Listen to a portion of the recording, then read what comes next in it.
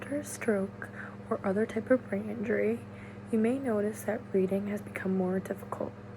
This can be really frustrating, especially if reading used to feel automatic and easy. I want to explain why this can happen.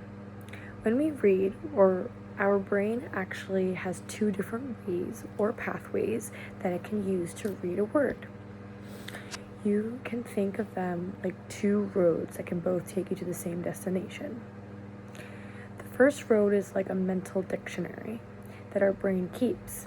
When we see a word that we already know, our brain can recognize the whole word and remember how it sounds and what it means.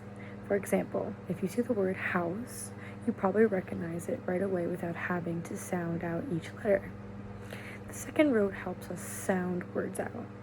Our brain looks at the letters and connects them with their sounds. This is especially helpful when we see a word that we don't recognize or haven't seen before.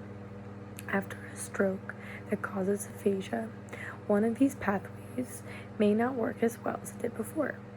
For example, if the first pathway is affected, you might recognize some words but have trouble with words that don't sound the way they are spelled, such as yacht. You might try to sound it out based on the letters instead.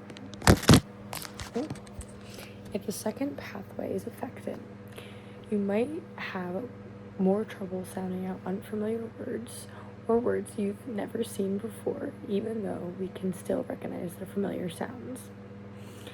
So, difficulty with reading after aphasia doesn't mean that you've forgotten how to read completely. The brain may just be having trouble using one of the pathways that helps you read. That's something we can work on in speech therapy by practicing different types of reading tasks and finding strategies that make reading easier and much more successful.